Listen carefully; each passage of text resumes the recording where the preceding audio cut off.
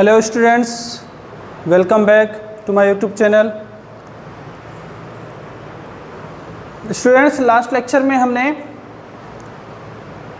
एक poem start किया था, that is sonnet, and the title is the sea and the skylark, that is written by great Victorian poet Gem Hopkins. और last lecture में हमने इसके poet के और पोएम के इंट्रोडक्शन के बारे में जाना था। साथ ही साथ हमने इस सोनेट के, जो कि एक इटालियन सोनेट या पेट्रार्कन सोनेट है, इसके ऑक्टेव पार्ट को भी हमने पढ़ा था। और अगर आपने उस लेक्चर को नहीं देखा या उस प्रीवियस वीडियो को नहीं देखा है इसके, तो आप उसको एक बार देख लीजिए, उसके बाद आपको ये अच्छे से समझ में आ जाएगा। तो आज के लेक्चर में हम इस सोनेट के सेस्टेड पार्ट को हम डिस्कस करने जा रहे हैं। जो लास्ट 6 लाइन है उसके बारे में बात करते हैं हम। तो हम बात करते हैं लास्ट 6 लाइन्स, बट उससे पहले मैं आपको एक चीज़ बता दूं कि जो मिल्टोनिक सोनेट है या जो पेट्रार्कन सोनेट है, या उसको आप इटालियन सोनेट भी कहते हो, उसकी क्वालिटीज़ में एक क्वालिटी ये भी है, या उसका एक कैरेक्टरिस्टिक्स में एक कैरेक्टरिस्टिक ये भी है कि इट शोज़, या this type of sonnet shows 2 different type of moods. 2 different type moods के दर्शाता है। जो पोएट का मूड होता है या जो सोनेट में जो भाव चल रहे होते हैं वो 2 डिफरेंट टाइप के होते हैं। ऑक्टेव पार्ट में अलग मूड होता है और सेस्टेड पार्ट में अलग मूड हो जाता है। और इस चेंज ऑफ मूड या चेंज ऑफ थॉट को हम कहते हैं वोल्गा। एक इटालियन सोनेट में एक वर्ड आता है Volga, VOLGA, Volga. It means होता है सडन चेंज ऑफ थॉट या मूड। तो अभी हम अगर बात करें इस सोनेट में, तो हम इससे पहले जो 8 लाइन्स पढ़े थे उसमें हमने बात किया था, तो वो सी एंड स्काईलार्क के ब्यूटीज़ के बारे में बता रहा था, उनके सॉन्ग की अच्छाइयों के बारे में बता रहा होता है कौन? पोएट। अब सेस्टेड पार्ट आते ही मूड टोटली चेंज हो जाता है, और मूड चेंज होते ही वो कैसा हो जाता है? पेसिमिस्टिक। पेसिमिस्टिक का मतलब हो गया निराशावादी, थोड़ा सा उदास हो जाता है कौन? पोएट। तो सेस्टेड पार्ट को अगर हम देखें तो इसमें देखते हैं पोएट का मूड कैसे चेंज हो रहा है। तो अभी ऑक्टेव पार्ट में हमने देखा था कि पोएट समुद्र के किनारे चल रहा हो तो उसको 2 प्रकार की आवाज़ सुनाई देती है। फर्स्ट साउंड था सी वेव्स का, जो समुद्र के किनारे पर टकराती है वो वापस रिटर्न हो जाती हैं, और ये कंटिन्यू प्रोसेस चल रही होती है। जो सेकेंड वॉइस था या सेकेंड साउंड था वो था sound of skylark, that was flying and singing in the sky, जो कि आसमान में उड़ती जा रही थी और गाना गाती जा रही थी। और ये दोनों सॉन्ग्स उसको बहुत ज़्यादा इम्प्रेस करते हैं।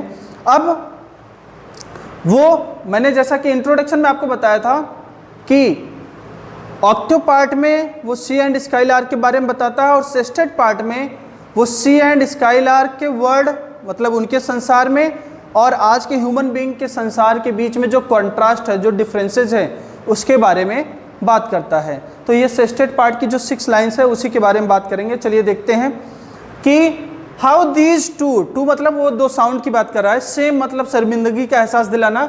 This shallow and frail town, ये जो फ्रेल ये या जो पतित टाउन है, टाउन कौन सी बात कर रहे हैं? तो रॉयल टाउन की बात कर रहे हैं, जहाँ पे पोएम लिखी गई थी। How ring right out our sordid turbid time, being pure we life's pride and cared for crown, we have lost that cheer and charm of earth's past prime, our makes and making break are breaking down, the two men's last dust drained fast towards the men's first slime। अब बच्चों एक बार इनकी word meanings देख लें। This shallow and frail town, ये जो word लिखा गया है पहली लाइन में, शैलो एंड फ्रेल टाउन, कौन से टाउन की बात की जा रहा है? The town of Rhyl where the poem was written, ये रायल टाउन की बात कर रहा है जहाँ पे पोएम लिखी गई है। हाउ दीज 2 सेम, ये जो स्टार्टिंग में ये हाउ दीज 2 सेम मतलब हाउ दीज 2 साउंड, 2 साउंड की बात कर रहा है। कौन से साउंड की? द स्काईलार्क एंड द सी, ये दोनों सेम मतलब शर्मिंदगी का एहसास दिलाती हैं। किसको? दिस टाउन, उस टाउन को। कौन सी टाउन की बात? जो अभी मैंने किया था, रायल टाउन की। Ring right out, ring right out का मतलब है टोटली रिजेक्ट कर देना। किसको? सॉर्डिड टर्बिड टाइम, जो आगे लिखा है कि दूसरी लाइन में, सॉर्डिड टर्बिड टाइम का मतलब है आवर अगली एंड मडी अर्बन हैबिटेशन, हमारी जो गंदगी वाली अर्बन शहरीकरण ज़िंदगी है या शहरी ज़िंदगी है या निवास है उसको। लाइफ्स प्राइड मतलब हम ह्यूमन बीइंग क्या कहलाते हैं, यहाँ लिखा है ना बीइंग प्योर, वी मतलब हम ह्यूमन बीइंग। हम ह्यूमन बीइंग क्या है, life's pride, we are pride of creation. ऐसा माना जाता है ना कि मानव भगवान के सर्वश्रेष्ठ रचनाओं में से एक है, सर्वश्रेष्ठ रचना का उदाहरण है। तो बोलता है कि हम लोग क्या है, pride of creation, cared for मतलब लुक फॉर, ठीक है।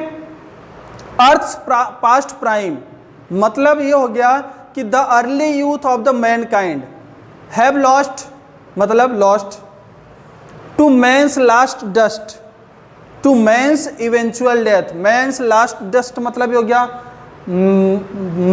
मैन की या मनुष्य की अंतिम धूल। डस्ट मतलब धूल, अंतिम धूल का मतलब क्या हो गया कि दफन हो जाना या जला दिया जाना, धूल में मिल जाना। तो मैंस लास्ट डस्ट मतलब उसकी डेथ। ड्रेन फास्ट मतलब डिस्ट्रॉइंग रैपिडली या moving rapidly, to destroy. Man's first slime मतलब the original state of slime मतलब ऐसा माना जाता है कि जीवन की शुरुआत कीचड़ से हुई है। तो ऐसा कह रहा है कि ये दोनों आवाज़ जो हमें इस चीज़ का एहसास दिलाती है कि मानव, आज का जो मानव है वो तेज़ी से कीचड़ की तरफ बढ़ता जा रहा है या अपने पतन की तरफ बढ़ता जा रहा है। तो इसके बारे में इस 6 लाइन में बात किया गया है कि ये जो दोनों साउंड हैं, कौन सी, सी और स्काईलार्क की, ये आज के समाज के ऊपर क्या करती हैं, कमेंट करती हैं या एक व्यंग करती हैं या आज के समाज को शर्मिंदगी का एहसास दिलाती हैं कि आप लोग जो है प्राइड हो सभी क्रिएशन का। लिखा गया ना कि आप लोग प्राइड हो पूरे क्रिएशन का, सबसे सर्वश्रेष्ठ रचना हो भगवान की। लेकिन ये दोनों जो आवाज़ हैं, ये दोनों हमारे समाज की या हमारे रहन सहन तरीक़ों की, तौर तरीक़ों की क्या करता है, व्यंग करता है उसके ऊपर या मजाक करता है और साथ ही साथ उसको टोटली रिजेक्ट कर देता है। लिखा है ना रिंग राइट आउट, पूरी तरह से रिजेक्ट कर देता है हमारे रूल्स रेगुलेशन, हमारे तौर तरीके, हमारे रहन सहन, सारी चीज़ों को तहस नहस कर देता है या रिजेक्ट कर देता है। साथ ही साथ हमें ये भी एहसास दिलाता है कि हम ह्यूमन बीइंग क्या है कि बढ़ते जा रहे हैं, किधर की तरफ बढ़ते जा रहे हैं, अपने पतन की तरफ बढ़ते जा रहे हैं। तो इसके बारे में लास्ट 6 लाइन्स में बात की गई है। तो चलिए अब देखते हैं क्या है ये 6 लाइन्स। तो कहता है कि दीज टू साउंड्स या दीज टू नेचुरल साउंड्स, कौन दो नेचुरल साउंड की बात कर रहा है, the sound of skylark and the sound of sea waves. These two natural sounds putting to shame this town of Rhyl. Putting to shame मतलब शर्मिंदगी दर्शाती है या शर्मिंदगी का एहसास दिलाती है। दिस टाउन ऑफ रॉयल, कौन से टाउन की बात कर रहा है, रॉयल टाउन के बारे में, जहाँ पर where life is shallow and devoided of vitality. और यहाँ पे जो लाइफ है ना, मतलब मॉडर्न टाइम की बात कर रहा है, यहाँ पे जो लाइफ है या जो लाइफ ऑफ रॉयल टाउन की बात कर रहा है, यहाँ पे जो लाइफ है ना, इट इज़ शैलो मतलब छिंछला, मतलब there is no power, and devoid of vitality, vitality power मतलब ये पावरलेस है। तो these two natural sound, the sound of sea and the sound of skylark, put the same on our town Royal, that the town of Royal is full of powerless, या it is powerless है, there is no power। Okay, आगे बात करता है कि the sound of nature because of their purity. अब वो आगे बता रहा है, क्या बता रहा है पोएट, कि the sound of nature because of their purity rise far above. The sound of nature because of its purity rise far above, बहुत दूर चला जाता है, किससे, the sordid and confused human sound of town. जो दूसरी line में लिखा गया है ना कि द सॉर्डिड टर्बिड टाइम, मतलब हमारे टाइम में जो हमारी जो साउंड है जो बहुत गंदी है, बहुत कन्फ्यूज्ड है, इससे काफ़ी दूर है। It is far away from the sound of those two natural sound, उन दोनों आवाज़ से काफ़ी दूर है। कहने का सिंपल सा अर्थ ये है कि हम लोगों के द्वारा जो साउंड प्रोड्यूस किया जाता है वो उन दो नेचुरल साउंड्स स्काईलार्क और सी के साउंड से काफ़ी दूर है, कोई लेना देना नहीं, इतना दूर है। ठीक है, तो अगर दूसरे वे में देखा जाए तो ये कह रहा है पोएट कि these two natural sound, the sound of skylark and the sound of sea, totally rejects our ugly time या our urban habitation, हमारे निवास को, हमारे अगली टाइम को पूरी तरह से रिजेक्ट कर देते हैं। ठीक है, and they put us a mark of shame, वो हमारे ऊपर क्या रख देते हैं, एक शर्मिंदगी का मार्क या एहसास। ठीक है, फिर थर्ड लाइन में क्या कहता है कि वी ह्यूमन बीइंग क्या माने जाते हैं हम, वी ह्यूमन बीइंग कैसे माने जाते हैं, the great creation of the God. We human being क्या कहा जाता है, suppose to be the pride of creation. हम लोग क्या जाने जाते हैं, the pride of all creation. हम सारे क्रिएशन के ऊपर क्या है, प्राइड रखते हैं कि हम सबसे श्रेष्ठ हैं, हम सबसे ग्रेट हैं सारे क्रिएशन में। और ये भी माना जाता है, हम लोगों को ये भी समझा जाता है कि honour the lords of earth. हमको ये भी माना जाता है कि हम ह्यूमन बीइंग धरती के क्या हैं, राजा हैं। हमको अपने ऊपर क्या है, घमंड है, प्राइड है, हम धरती के राजा हैं। बट वी हैव लॉस्ट, लेकिन हमने खो दिया है। वी हैव लॉस्ट, क्या खो दिया हमने, चीयर एंड जॉय, खुशियाँ, आनंद, हमने सब कुछ खो दिया है।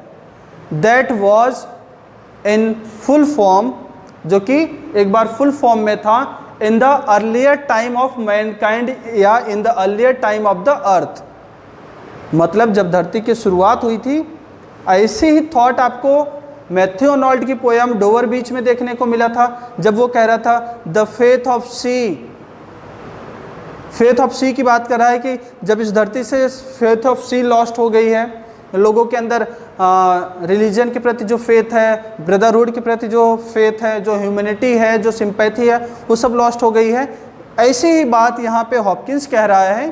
क्या कह रहा है कि हमने धरती के वो जो चीयर, वो जो चाम, वो जो आनंद था, जो हैप्पीनेस थी, वो सब हमने खो दिया है, जो कि एक बार धरती पे क्या थी, इन फुल फॉर्म, अपने फुल फॉर्म में थी। But now we have lost them, लेकिन अभी हमने उसको क्या कर दिया है, खो दिया है, सारी चीज़ें हमने अपने से दूर कर दी हैं।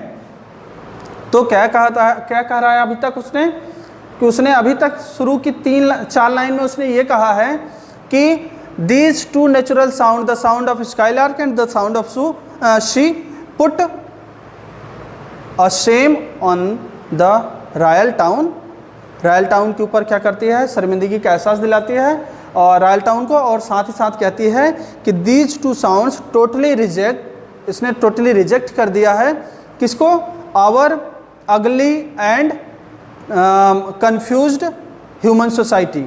हमारी आज की जो ह्यूमन सोसाइटी है, जो कि बहुत गंदी सी है और बहुत कन्फ्यूज सी है, उसको उसने टोटली रिजेक्ट कर दिया है। किसने, दीज टू साउंड, ये दोनों साउंड। फिर अगले 2 लाइन में वो कहता है पोएट कि हम human being are pride the whole creation. हम लोग क्या है कि घमंड है या प्राइड है पूरे क्रिएशन का, है ना। And we are known as the lord of the earth, और हम धरती के स्वामी के रूप में जाने जाते हैं। But in reality we have lost, लेकिन सच्चाई ये है कि हमने खो दिया है क्या, that happiness, that Joy that was in full form at the starting of the अर्थ। जो धरती के स्टार्टिंग में फुल फॉर्म में था, जो अच्छी खासी मात्रा में या लोगों के बीच में पाई जाती थी, जो हैप्पीनेस, जो खुशियाँ, वो सारी चीज़ें क्या हो गई हैं, समाप्त हो गई, या हमने उनको खो दिया है। बोलता है नाउ, अगली 2 लाइन में क्या कहता है, now our dynamic aspects. Dynamic, make and making की बात कर रहा है, जो हम पावरफुल चीज़ें हम बनाते हैं, डायनेमिक एस्पेक्ट्स की बात कर रहा है। जो हमारे क्या हैं, डायनेमिक एस्पेक्ट्स हैं, they are in process of degradation या डिके।